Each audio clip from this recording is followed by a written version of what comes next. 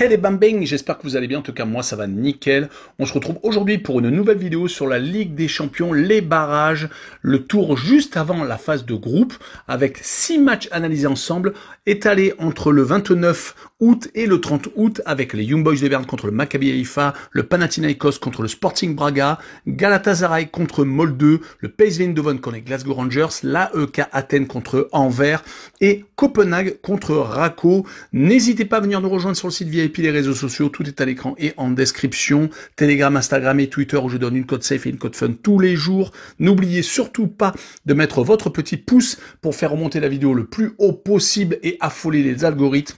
Et abonnez-vous, on est au-delà des 14 200, on monte tranquillement vers les 14 300.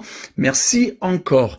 On fait un petit point sur les résultats. Rappelez-vous que maintenant, je suis ultra transparent, encore plus qu'avant. C'est-à-dire que en juillet, j'avais eu à peu près 57% de réussite. C'était assez moyen, mais la Coupe du Monde féminine m'avait baissé mon taux de réussite. C'est en train de remonter en août. J'ai rajouté les résultats du 16 au 24 août. Je suis apparemment avec 67% de réussite entre les gagnés et les remboursés. En tout cas, on va essayer de monter beaucoup plus haut si tout se passe bien et bien entendu que la réussite est au rendez-vous.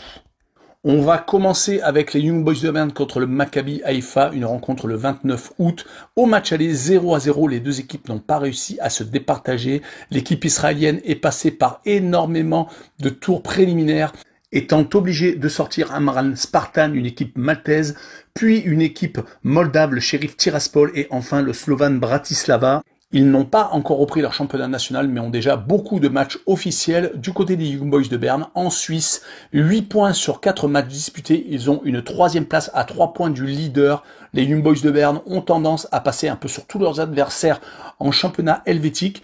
Mais cette saison, ils ont commencé déjà par 2 matchs nuls, tous à l'extérieur, à Yverdon, un des promus, et à Lucerne. Par contre, à la maison, ils ont tendance à gagner quasiment tous leurs matchs depuis la reprise de la saison officielle.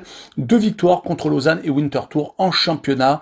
Par contre, il va falloir s'imposer à la maison contre le Maccabi Haïfa s'ils veulent continuer l'aventure.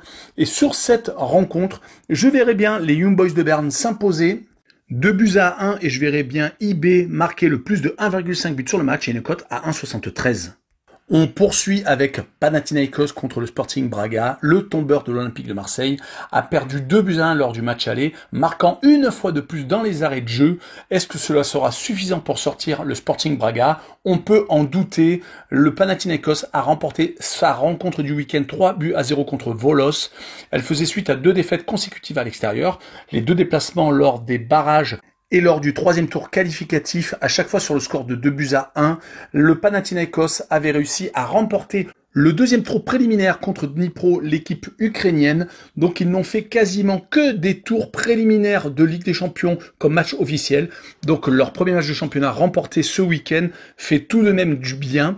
Ils vont jouer contre des Portugais qui restent sur 3 victoires consécutives, toutes compétitions confondues. Ils n'ont pas joué ce week-end pour garder toute leur force pour accéder enfin à la phase de groupe. Le Sporting Braga est tout de même sur 2 très grosses victoires à l'extérieur, que ce soit contre le TSC Topola, donc c'était au 3e tour qualificatif de la Ligue des Champions, et à Chavez, 4-2 et 4-1, donc 8 buts marqués à l'extérieur consécutivement, et cette victoire 2-1 contre le Panathinaikos, même si ce but à l'extérieur a fait tout de même très mal, il va falloir continuer et confirmer à l'extérieur. Je verrai quand même une victoire de Braga 2-1 en Grèce et je verrai la double chance N2 avec une cote à 1,53. Et on finit avec ce 29 août avec Galatasaray contre Molde au match aller, une victoire des Turcs 3-2 à l'arrache avec encore un Mauro Icardi vraiment énormissime. Le Paris Saint-Germain va peut-être s'en mordre les doigts, même s'ils vont réussir à récupérer un 2e attaquant, sans doute avec Kolo Muani, mais Icardi est vraiment monumental.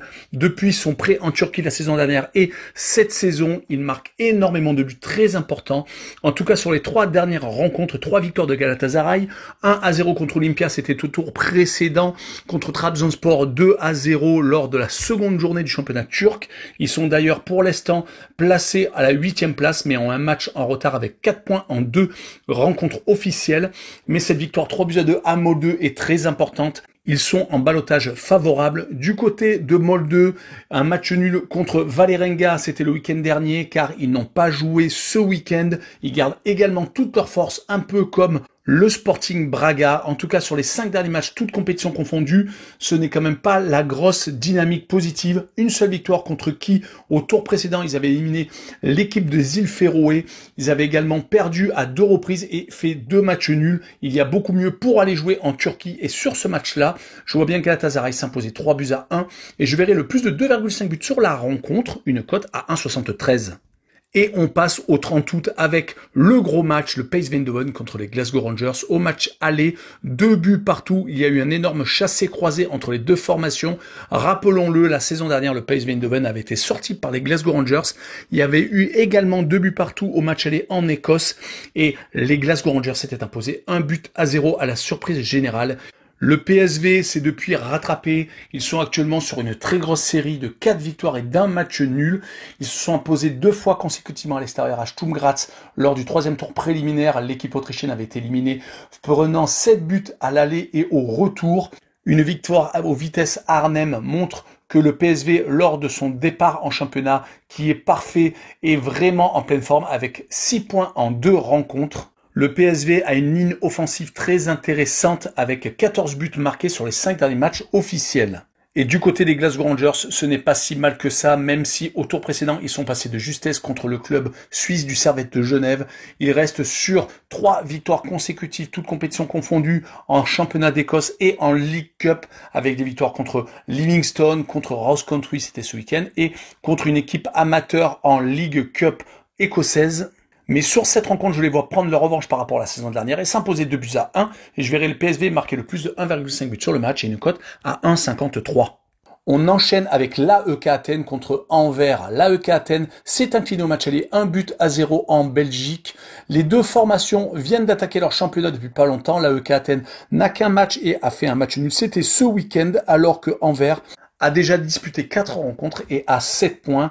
Ils n'ont pas joué ce week-end pour éviter les blessures et pouvoir espérer se qualifier pour la Champions League, car ils sont en ballottage favorable. Sur les 5 derniers matchs, toutes compétitions confondues, Anvers, c'est 3 victoires, 1 nul et une défaite. La défaite était à Anderlecht. Du côté de l'AEK Athènes, cela fait 3 rencontres qu'ils n'ont plus gagné. Faisant match nul contre Dynamo Zagreb, un peu miraculeusement, ils s'étaient qualifiés après avoir été menés 2-0 et marquant 2 buts dans les arrêts de jeu, leur permettant de passer le tour. Ils se sont donc inclinés en Belgique et viennent de faire match nul, comme j'ai dit un peu plus tôt, à domicile. Mon pronostic sera un but partout entre les deux formations avec le home no bet et le match nul remboursé. 6 victoires de la AEK Athènes à la maison avec une cote à 1,67. Et on finira avec Copenhague contre Rako. L'équipe de Copenhague s'est imposée 1-0 à l'extérieur, prenant une très grosse option même si il n'y a qu'un but d'avance. Les Danois sont pour l'instant seconds de leur championnat à égalité de points avec Nordjylland. 6 rencontres officielles disputées pour l'instant. Ils sont sur une très bonne dynamique, même si se sont inclinés ce week-end contre Silkeborg. Ils avaient gagné 3 fois consécutivement à l'extérieur, éliminant le Sparta de Prague en 3e tour préliminaire. Ils avaient également gagné 2 fois consécutivement à l'extérieur, toutes compétitions confondues. Peut-être que le match contre Silkeborg a été pris un peu par-dessus la jambe pour se qualifier pour cette lucrative Ligue des Champions. Du côté de Rako, ils n'ont pas joué ce week-end car cette défaite à la maison a fait vraiment très mal. Ils étaient passés par le 3e tour préliminaire éliminant Laris Limassol, le club chypriote, gagnant l'aller au retour. Mais sur les 5 derniers matchs, toutes compétitions confondues, donc 2 défaites et 3 victoires. Attention avec ce déplacement en terre danoise qui est plus compliqué qu'il n'y paraît. Sur les 5 derniers déplacements, Rako n'a gagné que 2 fois, perdant à 2 reprises et faisant un match nul à Karabag lors du 2e tour préliminaire de cette Ligue des Champions. Mon pronostic sera la même victoire qu'à l'aller, 1-0 pour Copenhague, et je verrai le moins de 3 buts sur le match et une cote à 1,44. Voilà, on en a fini avec cette courte vidéo. N'hésitez pas à venir nous rejoindre. Tchou les bang bang!